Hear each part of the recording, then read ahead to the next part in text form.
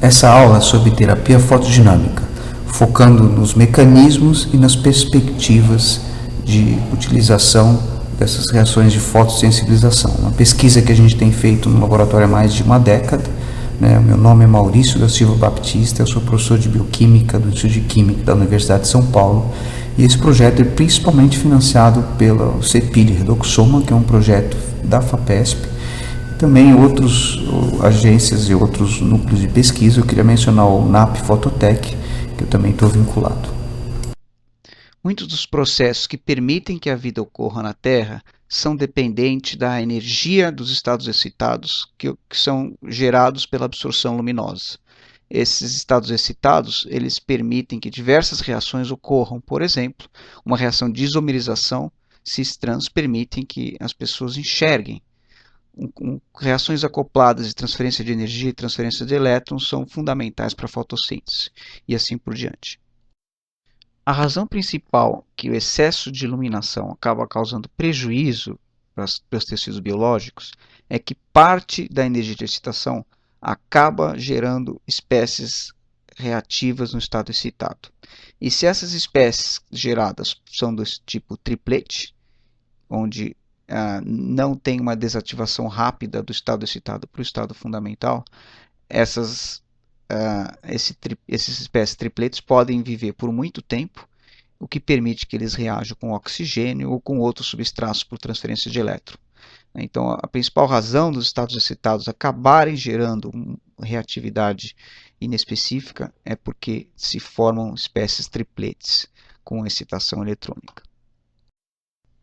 Nós estamos preparados agora para definir o que são esses processos de fotossensibilização. Esses processos ocorrem quando uma molécula no estado excitado absorve um fóton e vai para um estado excitado, formando essa espécie S asterisco na transparência. Essa espécie excitada, ela pode reagir com um substrato qualquer e doar energia para esse substrato, ou doar elétron, fazer uma reação química, por transferência de energia ou por transferência de elétron. Essas espécies excitadas podem ser tanto singletes quanto tripletes. Se forem tripletes, a chance de acontecer a fotossensibilização é maior porque o triplete vive por muito mais tempo. E o que o triplete faz? O triplete pode reagir com o oxigênio, principalmente por uma reação de transferência de energia, e levar esse oxigênio do estado fundamental para o estado excitado. No quadradinho à direita do slide, a gente pode ver a principal diferença de configuração eletrônica do estado oxigênio fundamental para o estado singlet, que é o estado oxigênio fundamental, ele é um triplete e ele tem dois elétrons desemparelhados em dois orbitais com o mesmo nível de energia. A espécie singlet tem um orbital vazio.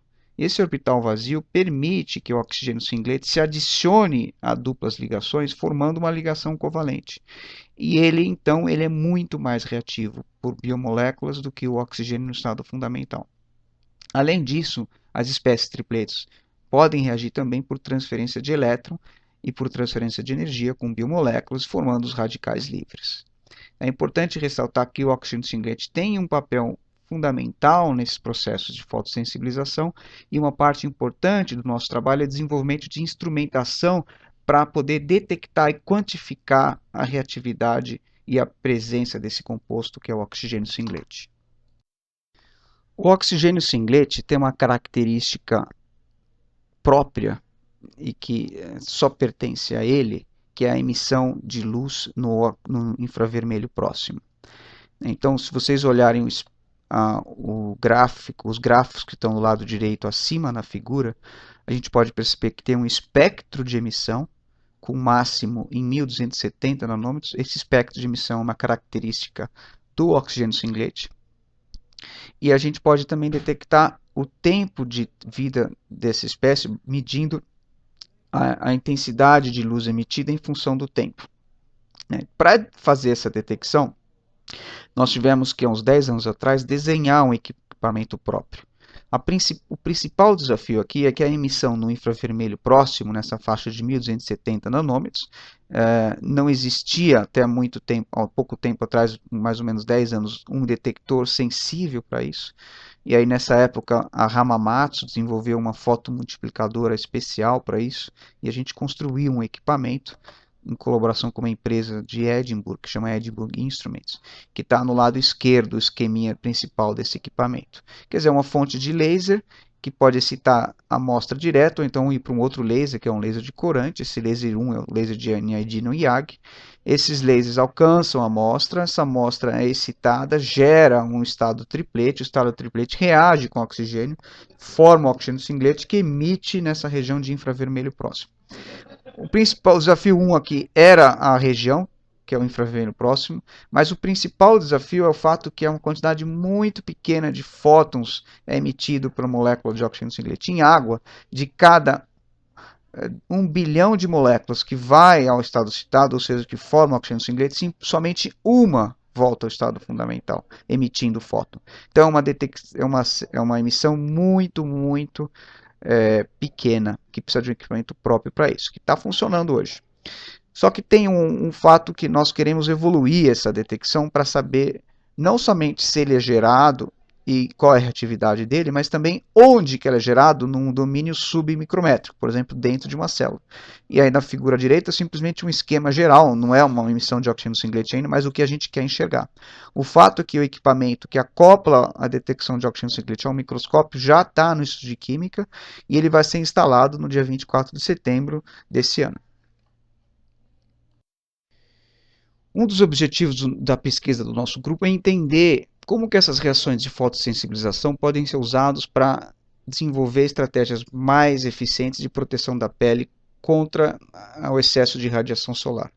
Então, nós usamos modelos miméticos, células em cultura, tecidos biológicos e estudamos essas reações de fotossensibilização nesses tecidos. E o VA? Por que o VA causa problema? Então, isso é uma informação que surgiu na literatura uns 20 anos depois do conhecimento sobre o VB. E o que se sabe hoje é que o VA ele causa efeito porque ele induz reações de fotossensibilização. Então, DNA, proteína, não absorve essa luz diretamente, mas tem alguns cromóforos naturais da pele que absorvem essa energia. E quando eles absorvem essa energia, eles formam um singlete, o singlete pode virar um triplete, a gente já falou sobre isso. O triplete pode reagir com oxigênio, fazer oxigênio singlete, nas reações chamadas de tipo 2, ou pode reagir com outros substratos por transferência de elétron, formar produtos radicalares por reação tipo 1. Esses compostos, o oxigênio singlete e os radicais, atacam DNA, proteínas e lipídios e causam dano nas células. Então, um dos objetivos do nosso grupo é entender essas reações em sistemas miméticos de membrana, células em cultura e tecidos biológicos. Essas mesmas reações de fotossensibilização que nós conversamos até agora, são responsáveis pelos danos na pele, a coincidência da luz visível VA, também tem sido usada por muito tempo em fotomedicina para tratar doenças. O que eu vou falar agora, a partir de agora, é do conhecido efeito fotodinâmico, que começou a ser estudado cientificamente no começo do século passado, quando Raab tratou uma suspensão de paramécio com um corante e verificou que com luz esse corante era capaz de matar todos os parasitas, todos os micro-organismos que estavam em suspensão. E sem luz não fazia nada. Então ele foi o primeiro que observou esse efeito. Nessa época, as pessoas se deram conta que a luz podia ter efeitos médicos. Deu um prêmio Nobel para o Finsen em 1903. E esse efeito fotodinâmico começou a ser bastante estudado nessa época, e um médico alemão, em 1912, ele publicou um resultado em que ele se injetou uma suspensão que tinha um derivado do grupo M da hemácia, que se chama aqui um derivado de porfirina, oligomerizado. Ele se injetou essa suspensão e não acontecia nada com ele. Mas se ele se incidia parte do corpo com luz visível, ele tinha reações eritematosas horríveis.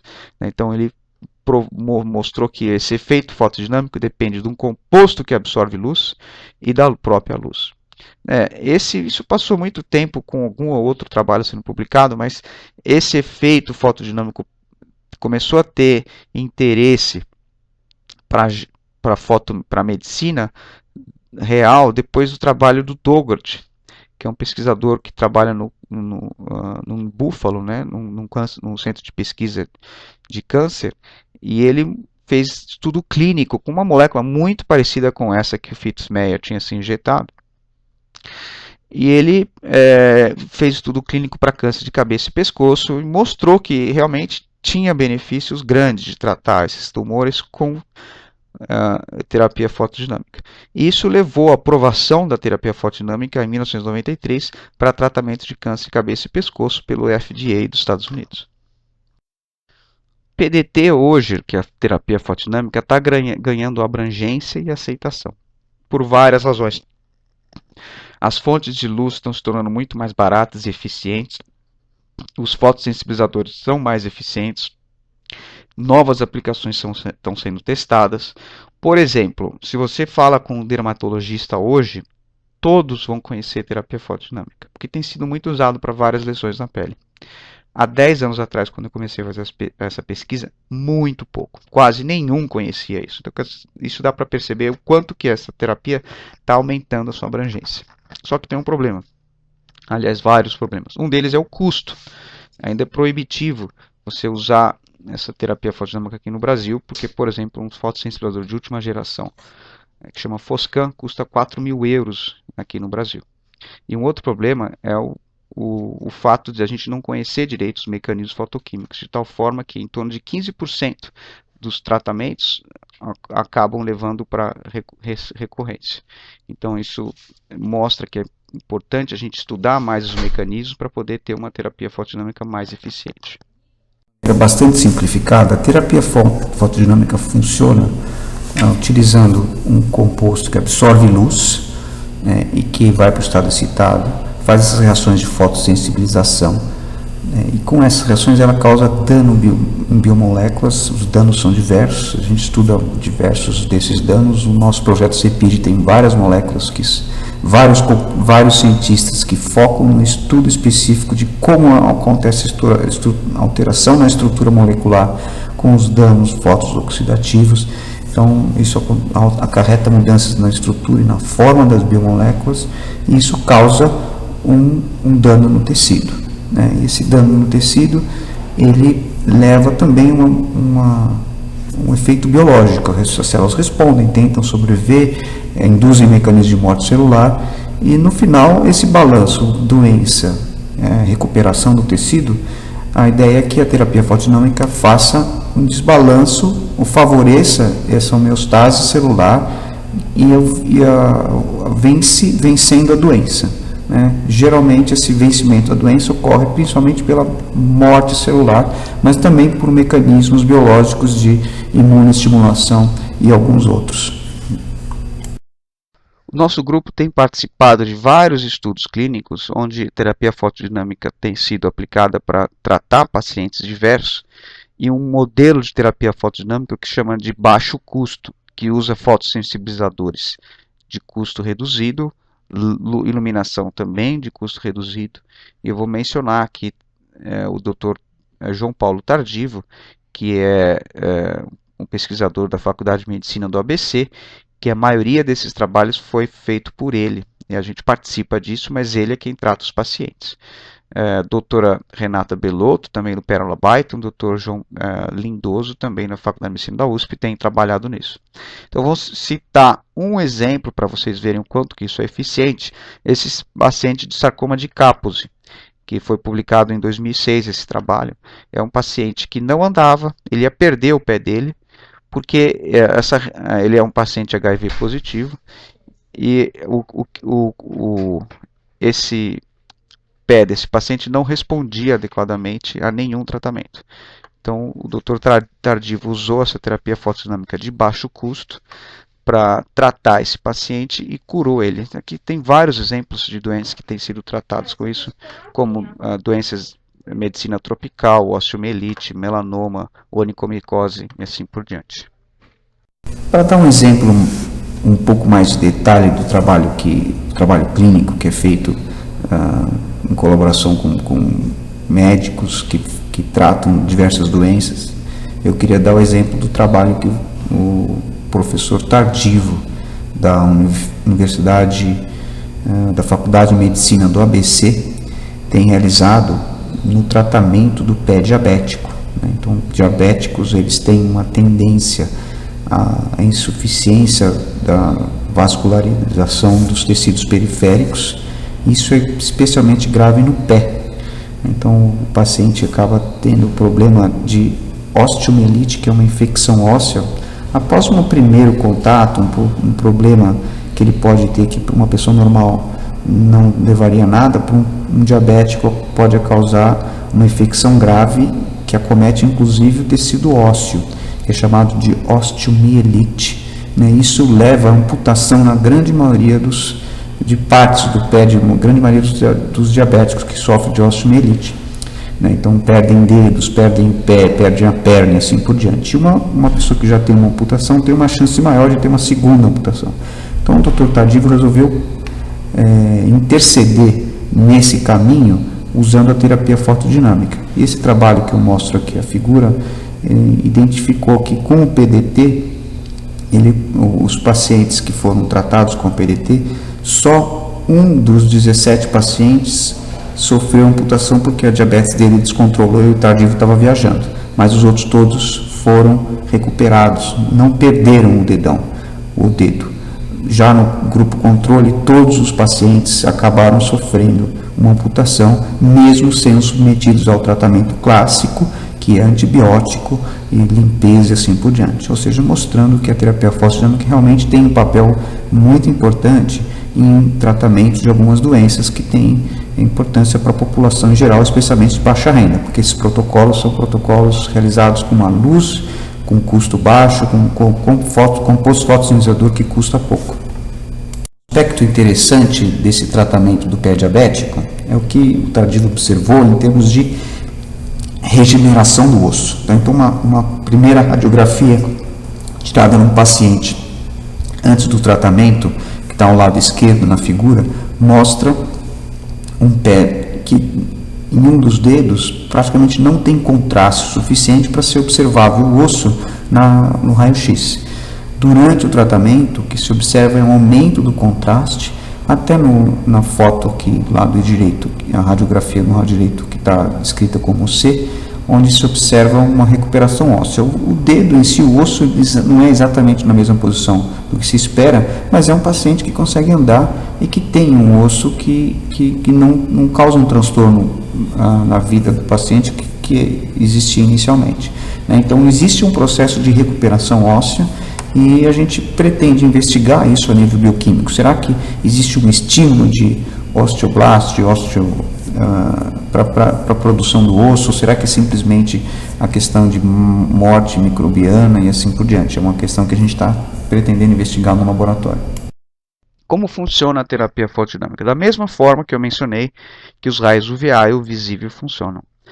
Você tem, só que nesse caso os fotossensibilizadores são sintéticos, eles são administrados de alguma forma, ou de forma injetável, ou local, intradérmica, ou em pomada, ou intravenosa. De alguma forma esse fotossensibilizador tem que alcançar o tecido doente. Uma vez no tecido doente, se expõe o tecido doente à luz, e essa luz é absorvida pelo fotossensibilizador, forma o estado singlete, depois o estado triplete. O estado triplete gera oxigênio singlete ou radicais livres, isso reage com ácidos nucleicos, proteínas e lipídios. O que se propõe como mecanismo que eu mostrei na slide anterior é um aspecto muito simples, que é observado somente em tubo de ensaio. Na realidade, quando se aplica a terapia fotodinâmica em pacientes, as reações são muito mais complicadas. Inicialmente elas começam da mesma forma, mas depois, em contato com o tecido, as eficiências de cada um desses mecanismos tipo 2 mudam, a interação com o tecido biológico muda totalmente o efeito dessa irradiação nas células. Bom, o que se faz para propor novos fotossensibilizantes? Então, o que eu estou mostrando para vocês, trabalho que tem acontecido nas últimas décadas, onde se procura aumentar duas coisas: a absorção no visível, Então, aqui no slide, no gráfico embaixo, eu estou mostrando vários tipos de estrutura cíclicas que absorvem luz do visível, e se observa que quanto mais você migra para a região em torno de 700, 800 nanômetros, maior a penetração da luz na pele, então você pode tratar tecidos mais profundos. Então, isso é uma busca de novos fotossensibilizantes. Além disso, se procura compostos que geram muito oxigênio singlete, como se isso fosse a principal parâmetro a ser otimizado na busca de novos fármacos. Há um tempo atrás, nós quisemos testar, será que realmente a eficiência de geração de oxigênio singlete é o parâmetro fundamental que a gente deve maximizar? Então a gente foi comparar dois compostos que são relativamente parecidos em termos de estrutura química, os dois têm carga positiva, eles são anéis aromáticos, só que um deles, esses anéis, estão acoplados um ao outro, de tal forma que a eficiência de geração de triplete é muito alta, em torno de 50% dos fótons absorvidos geram triplete, e se tem oxigênio presente, 50% vai virar, 100% dos tripletes acabam virando oxigênio singlete, gerando oxigênio singlete, e o outro que é o cristal violeta, que esses anéis estão dispostos de tal forma que tenha movimentos vibracionais e rotacionais após a excitação para o estado excitado, de tal forma que a grande maioria das moléculas que vai ao estado excitado decai para o estado fundamental rapidamente, em picosegundos, não formando nenhum intermediário de tempo de vida mais longo. A percentagem de triplete que os cristal violeta formam é muito menor que 1%. Depende um pouco se está ligado a uma proteína ou não. A gente estudou isso há algum tempo atrás, mas de tal forma é muito menor do que o azul de metileno. E quando formam os intermediários, a tendência é que ele forme radicais livres. Então a ideia nossa é comparar esses dois compostos, a atividade deles, para saber se realmente esse que gera muito mais oxigênio singlete é muito mais eficiente. Então aqui na figura está mostrando os curvas de sobrevivência de células HeLa que foram tratadas com cristal violeta à esquerda e com azul de metileno à direita. Você percebe que tem uma morte celular devido ao corante no escuro, e também quando você põe luz, essa morte é muito aumentada. Isso aqui é o efeito fotodinâmico. Nós somos capazes de medir quanto desses corantes que entram na célula e quanto que eles absorvem de luz, para poder ser capaz de comparar aqui uma eficiência fotodinâmica relativa. É como se quanto que cada um desses compostos é eficiente a nível molecular. E o que a gente notou, para nossa surpresa, é que o cristal violeta, que é esse que não gera triplete nem oxigênio singlete, é uma quantidade muito pequena, ele é mais eficiente que o azul de metileno, pelo menos a concentração menor, 1 micromolar. A gente sabe que isso aqui aconteceu porque o azul de metileno nessa concentração ele é reduzido, ele deixa de absorver luz. Mas se você aumentar a concentração dos fotossensibilizantes, o que a gente notou é que a 20 micromolar, esses dois compostos matam a célula com uma eficiência mais ou menos parecida. Então nós vamos estudar se nessa concentração, nessa condição que eles matam células de forma parecida, se eles geram a mesma quantidade de espécies reativas de oxigênio. O que a gente notou é que a quantidade de oxigênio singlete que é gerada pelas células tratadas com 20 micromolar de azul de metileno é quase 50 vezes maior do que a do cristal violeta. Ou seja, ambas as células estão morrendo com a mesma eficiência pela luz visível, só que o azul de metileno gera muito mais oxigênio singlete. Então, por que será que as células morrem da mesma forma? Por que o cristal violeta continua sendo mais eficiente? Os espécies que ele gera parecem que são mais eficientes para causar a morte celular. E nós vamos medir outras espécies reativas usando uma sonda que chama DCF-H2, que é uma sonda fluorescente que entra na célula e não sai. E quando ela entra em contato com espécies reativas, ela gera a espécie oxidada do DCF. O que a gente notou é que o azul de metileno também gera muito mais espécies reativas de oxigênio de forma geral do que o cristal violeta. Então, de novo, fica a pergunta: por que essas espécies reativas que são geradas pelo oxigênio cristal violeta, que são em muito menor quantidade, parecem ser mais eficientes em causar a morte celular? O que nós fomos fazer, então, foi medir aonde que essas espécies estão sendo geradas, onde que estão os compostos que estão gerando as espécies reativas. E, então, isso foi feito por microscopia de fluorescência, com colocalização com marcadores. Então, aqui na primeira figura tem um marcador que é o rodamina 123, que marca a mitocôndria, o lisotracker, que marca a lisossomo, o BOD-PTR, que marca a aparelho de Golgi, e o H33342, que marca o núcleo. Esse trabalho foram feitos pela minha aluna de doutorado, a Carla Oliveira, no laboratório do professor Guilherme Indig, lá na Universidade de Wisconsin, em Milwaukee. Então, o que ela notou é que o cristal violeta ele tem uma colocalização 100% com a mitocôndria dessas células. Então, você percebe que se você pega o verdinho aqui, põe em cima do vermelhinho, que é a emissão do cristal violeta, o verdinho do rodamina, fica tudo meio amarelo, dizendo que tem uma colocalização muito grande. Com o lisotracker, quase nenhuma, com o Golgi nenhuma e com o núcleo também. Então, o cristal violeta só vai para a mitocôndria. No caso do azul de metileno, o que a gente nota é que se você trata a célula com uma concentração pequena dele, que é necessário para você fazer esses estudos de colocalização, não pode tratar com muito composto, porque senão tudo fica saturado. O que a gente nota aqui na primeira coluna é que você não observa a emissão do azul de metileno nessas condições. Uma indicação que ele é reduzido, como eu vou mostrar para vocês mais para frente, a gente sabe a reação que acontece. No caso se você põe ele em contato com a célula que foi tratada previamente com a rodamina, o que a gente observa é que a rodamina que estava localizada em mitocôndrias, na segunda coluna aqui, ela fica dispersa, ela perde a localização. Isso quer dizer que o azul de metileno foi para a mitocôndria de alguma forma competiu com a rodamina e permitiu que ela saísse da mitocôndria. Se você trata com um pouco mais de corante vitimicromolar, a gente nota que tem uma colocalização muito boa com o lisossomo. Esses resultados mostram que esse paradigma mais morte celular com mais espécies reativas de oxigênio não é sempre verdadeiro. O cristal violeta, que gera muito menos espécie reativa, ele é mais eficiente do que o azul de metileno, que gera muito menos.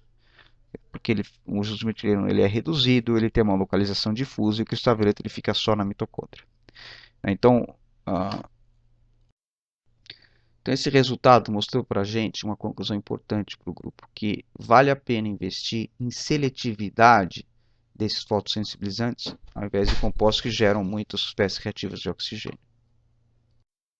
Uma parte importante do trabalho que o grupo fez nos últimos 10 anos foi entender o efeito de substituinte nesses fotossensibilizantes. Então a gente mantém a estrutura central do composto, ou seja, a fotoquímica dele é mantida, a gente muda as cadeias laterais, os grupos substituintes, de tal forma que muda a solubilidade, muda a ligação em proteína, muda a localização em célula, muda a ligação em membrana, e a gente estuda o efeito dessas mudanças na atividade fotodinâmica.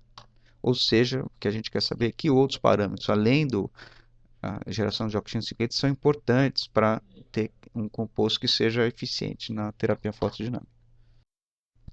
Então, aqui nesse slide, eu estou mostrando o resumo de alguns resultados do laboratório, mostrando o efeito de ligação em membrana e a anfifilicidade, quanto que isso é importante, a presença de um zinco quelante no centro da porfirina, aumenta muito a ligação em membrana, a sublocalização celular, como que isso afeta, a agregação impedida, como que você pode desenhar uma estrutura que não agrega de forma nenhuma, que isso afeta a atividade celular e fotoquímica desses compostos. Uma outra linha de pesquisa do laboratório é estudar como que esses mecanismos fotoquímicos são alterados no ambiente celular, ou miméticos celulares, comparado com o que a gente observa em tubo de ensaio. O dado inicial que a gente teve nessa linha de pesquisa foi colocar o azul de metileno na presença de mitocôndria. E quando a gente observou que quando essas mitocôndrias estavam desacopladas, o que quer dizer uma mitocôndria desacoplada? Quando essa carga, esse potencial eletroquímico transmembrana, ele é diminuído pela presença de um composto desacoplador que faz o próton, o gradiente próton ser neutralizado através dessa membrana, a emissão de oxigênio singlete aumentava mais de 2 vezes comparado com o controle que tinha a mitocôndria acoplada. E o que a gente notou também é que na presença de mitocôndria desacoplada, a gente tinha o monômero do azul de metileno e quando essa mitocôndria estava acoplada, a gente tinha o dímero. Ou seja, a gente notou que a presença de um potencial eletroquímico na membrana muda completamente a razão dímero-monômero do azul de metileno e isso deve estar afetando a geração de oxigênio singlete. Nós vamos estudar essas reações possíveis nos sistemas biológicos do azul de metileno em sistemas modelo, para poder identificar direitinho quais eram os intermediários, o que estava acontecendo. E o que a gente notou é, na condição em que tinha monômero, né, que pode ser obtida quando você põe um excesso de superfície negativa, parecida com a mitocôndria desacoplada, que forma muito monômero, a gente tem uma situação em que se observa um pico no transiente gerado após a excitação do azul de metileno em 410, mais ou menos 420 nanômetros, que é devido à absorção triplete-triplete. Né? Quando você gera o triplete, ele absorve nessa faixa de comprimento de onda, e esse triplete ele vai ser suprimido pela reação com oxigênio, uma coisa que a gente conhece. Quando você faz uma condição que tem pouca superfície negativa e forma muito dímero, parecida com a mitocôndria acoplada, a gente tem um espectro bem diferente. Inicialmente você tem o triplete, tá? Mas o triplete ele some rapidamente em nanosegundos e gera um radical semi-reduzido, que a gente observa um decaimento dele com o tempo, porque ele reage com oxigênio, e depois de um certo tempo a gente só observa o radical de cátion. Tá? Esse radical de cátion ele vive mais tempo. Estudando a reatividade desses dois espécies, a gente provou que esse aqui é o ânion, é o radical semi-reduzido, e esse aqui é o de radical semi-oxidado, o de cátion semi-oxidado. Então a gente propôs um modelo que acontece se você tem o azul de metileno na presença de uma quantidade grande de superfície negativa, ele forma o triplete, o oxigênio singlete, como ele é conhecido. Se você põe ele numa condição que tem muito corante e pouca superfície negativa, ele forma dímero. Isso aqui tem uma reação de estado excitado de transferência de elétron e você forma o radical semi-reduzido e o semi-oxidado do azul de metileno. Então esse dado e outros que a gente publicou mostraram que o mecanismo fotoquímico que ocorre em sistemas biológicos muitas vezes não é esse mecanismo de transferência de energia para o oxigênio formando oxigênio singlete. Porque sempre que você tem uma proteína ou uma membrana ou um outro sistema biológico que permite a formação de dímeros dos fotossensibilizadores, pares iônicos ou próprio complexo com proteínas, você desvia esse mecanismo de reação com oxigênio para a reação com biomoléculas, formando radicais livres. Conclusão que a gente pode chegar é que os mecanismos fotoquímicos são modulados pela interação dos fotossensibilizadores com biomoléculas e membrana. Então, surge uma questão, como é que a gente consegue controlar isso? Evitar que os fotossensibilizadores façam esse complexo e permitir que eles reajam da forma que a gente deseja. Então, nesse ponto, a gente decidiu investir na construção de nanopartículas com fotossensibilizadores para tentar controlar o mecanismo de fotossensibilização. E a gente participou, então, desse boom da geração de nanotecnologia, contribuindo com trabalhos nessa segunda etapa, onde, se você citar nanopartículas e PDT, tinham 30 artigos, nos últimos 5, 6 anos a gente tem 300. Então a gente começou a trabalhar nessa época em que tinham poucos ainda artigos de terapia fotodinâmica com nanopartículas. Então o nosso grupo mostrou várias propriedades de nanopartículas que podem trazer controle de propriedades dos fotossensibilizadores. A gente mostrou que é possível controlar a agregação, introduzir propriedades magnéticas, aumentar a biodisponibilidade e controlar o que eu falei para vocês, que é o mecanismo de reação no estado excitado. O trabalho da Diana Tada, que defendeu tese no laboratório faz uns 3 anos, onde ela mostrou que é possível sintetizar nanopartículas com compostos fenotiazinos que têm a razão dímero monômero alterada, e se você tem, como por exemplo nessa nanopartícula 1, uma quantidade maior de dímero, gera muito menos oxigênio singlete, na nano 3 você só tem monômero e gera muito mais oxigênio singlete. O último trabalho que a gente realizou nessa área, em colaboração com o professor Koichi Araki e Henrique Toma, aqui do Instituto de Química, foi o trabalho de tese da Diana Deda, trabalhar com essa porfirina que é solúvel em DMSO, ou com essa mesma porfirina incorporada em micronanopartículas preparadas por conservação.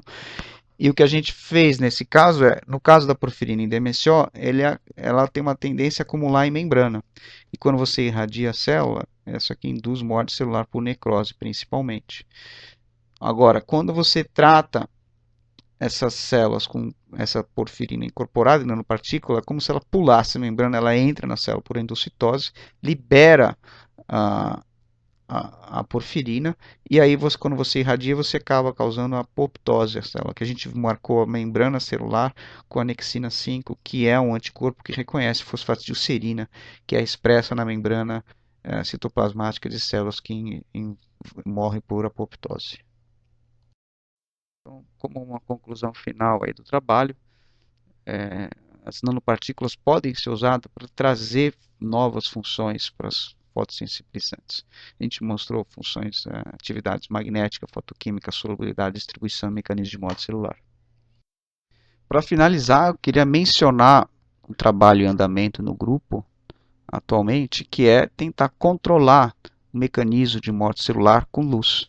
Então, usar compostos que vão para certas localidades da célula e induzir irradiar com certa quantidade de luz para que a gente consiga controlar o estado de viabilidade da célula, passando por sobrevivência, proliferação, por senescência, autofagia, apoptose e necrose.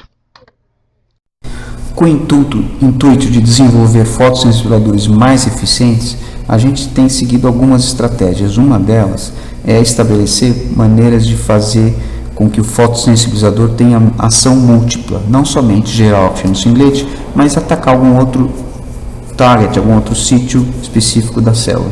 E eu queria mencionar aqui o trabalho que foi feito em colaboração com a professora Cláudia Turro e a minha pós-doc que trabalha comigo, a Cristiane Pavani, que agora é uma professora em início de carreira, nesses complexos que a professora Turro sintetizou. A foto dela está no próximo slide, depois vocês vão ver, em que ela sintetizou compostos que tem o rutênio no centro e tem ligantes, e um dos ligantes pode ser um composto que gera oxigênio singlet, como o complexo 1, ou pode ser um ligante que simplesmente perde um ligante e permite que o rutênio se disponha a interagir com biomolécula, formando um adulto, e aí alterando a propriedade da biomolécula, e o complexo 3, que tem as duas propriedades, gerar oxigênio singlet e causar uma interação específica com um sítio celular. Então, na figura vocês podem ver a foto da professora Cláudia Turro, da Ohio State University, e da Cristiane Pavani, a doutora Cristiane Pavani, que o ano passado trabalhava no meu laboratório, agora tem uma carreira de professor numa universidade particular. Então, aqui tem uma foto do complexo que tem as duas propriedades, gera oxigênio singlet e que ela vai a forma adulta, principalmente com DNA. E na tabela 1, a gente mostra aqui do lado direito que tem uma propriedade fotodinâmica, índice de fotodinâmico corrigido, que considera a absorção de fótons, considera várias propriedades dessas moléculas, e a gente percebe que esse complexo 3, que faz as duas coisas, gera oxigênio singlet e quela com DNA, ele tem uma atividade que é em torno de 4 vezes maior do que o complexo 1, que só gera oxigênio singlet, e tem uma atividade muito maior do que o complexo 2, que só faz quelante. Mas, ou seja, a propriedade de fazer quelante e gerar oxigênio singlet cria uma atividade sinérgica, de forma que o complexo fique mais ativo. E esse trabalho foi publicado em 2014 no Journal of American Chemical Society. Então, esse é um exemplo de desenvolvimentos que a gente tem feito para, no laboratório, identificar possibilidades de melhorar a eficiência dos fotossensibilizadores de causar morte celular, fotoinduzida. Eu queria terminar agradecendo a audiência que vocês deram para essa aula, para essa apresentação, e mostrar fotos de pessoas que trabalham no laboratório, que são os responsáveis, junto comigo, por todo esse trabalho de desenvolvimento na linha de fotossensibilização. Então, são 3 fotos que são períodos distintos do laboratório. Mais à esquerda é a população atual, que estava presente no Instituto de Química na última semana de junho de 2015. As outras fotos são um pouco mais antigas, mas você vê que a população vai mudando, alguns ainda estão presentes, mas é um processo de criação de conhecimento, junto com treinar pessoas no nível de pesquisador. Esse processo é indissociável, é o que a gente faz, é a função principal do nosso laboratório.